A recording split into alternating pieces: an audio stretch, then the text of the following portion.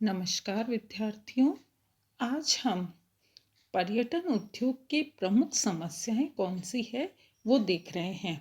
कल मैंने बताया कि आम जन जो है इस उद्योग के प्रति सीरियस नहीं है, उदासीन है।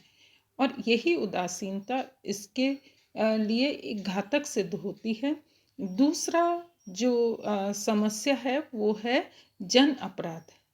इस समय में तेजी से बढ़ रहे अपराध भी पर्यटन के विकास को बाधित करते हैं। डकैती, लूटपाट, गुंडागर्दी आदि घटनाओं के निरंतर घटित होने के समाचार जब मीडिया की सुर्खियां बनते हैं तो उस स्थान की छवि खराब हो जाती है और पूरे पर्यटन मानचित्र में इसका असर पड़ता है। बढ़ते हुए जन अपराध समाज के लिए तो चिंता का विषय है ही, पर्यटन पर भी अत्यधिक बुरा प्रभाव डालती है और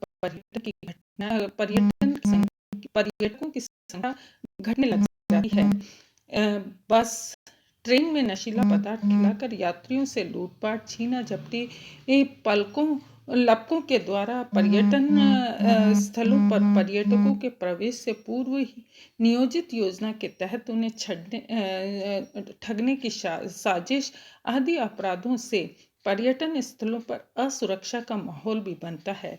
ऐसे में बहुत से देशों द्वारा तो अपने निवासियों को भारत में न जाने की सलाह तक वहाँ की सरकारें देना लगी है। ये बहुत ही चिंता का विषय है। दूसरा है असंतोष, हड़ताल और आंदोलन। देश में समय समय पर पैदा होने वाले असंतोष के वातावरण, हड़ताल तथा विभिन्न आंदोलनों से भी पर्यटन को नुकसान पहुंचता है। विश्व में भारत ही ऐसा देश है जहां पर हड़ताल होने पर काम रोक दिया जाता है, रेल बस आदि रोकने का प्रयास किया जाता है। तो हड़ताल में बाजार बंद के साथ सामान्य कामकाज को भी ठप कर दिया जाता है। परिवहन, बैंकिंग, बीमा आदि के कार्य भी हड़तालों के कारण ठप हो जाते हैं। बार बार इस प्रकार के कार्य होने से पर्यटन उद्योग पूरी तरह चरमरा जाता है। कई बार पर्यटक ऐसे स्थानों पर फंस जाते हैं, बस, रेलें रोके जाने आदि के कारण भ्रमण के लिए आने वाले पर्यटकों को सबसे ज़्यादा परेशानी झेलनी पड़ती है। इससे कालांतर में उस स्थान को ही नहीं, पूरे देश की छवि को खराब करने का माहौल पैदा हो जाता है। देखिए, अभी जब हम राजस्थान में गुर्जर आंदोलन का संदर्भ देखें कि रेल की पटरियां उखाड़ दी, पटरियों पर कई कई महीनों तक धरना दिए हुए लोग बैठे रहे, ये पर्यटन उद्योग के लिए अच्छा संकेत नहीं है। आज हम देखते हैं कि किसान आंदोलन के कारण संपूर्ण देश में जगह जगह आंदोलन हो रहे हैं, हड़ताल हो रही है, रैलियां हो रही है, प्रदर्शन हो रहे हैं। इन सब का प्रभाव इस कोरोना काल में, वैसे ही पर्यटकों की संख्या कम है और इस तरह का माहौल जब मीडिया में लोग पढ़ते हैं, देखते हैं और सुनते हैं तो निश्चित रूप से घूमने आने वाले की संख्या कम ही होगी। दिल्ली की सारी सीमाएं सील कर दी गई है।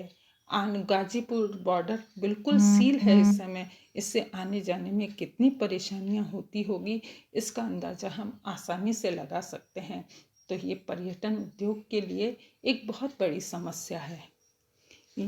इसके अलावा हम ये देखते हैं कि केंद्र और राज्य के बीच जो पर्यटन नीति है उसमें समन्वय नहीं है। देश में पर्यटन की शुरुआत और पर्यटन की नीतियां बहुत पहले से ही बनकर लागू कर दी गई, परंतु अभी भी उसका परिणाम पूरी तरह से पर्यटन उद्योग को नहीं मिल पाया। इसकी बड़ी वजह केंद्र और राज्य सरकारों के बीच में समन्वय नहीं है। यदि केंद्र में दूसरे दल की सरकार है और राज्य में दूसरे दल की सरकार है तो दोनों सरकारों में समन्वय कभी भी स्थापित नहीं हो पाता है।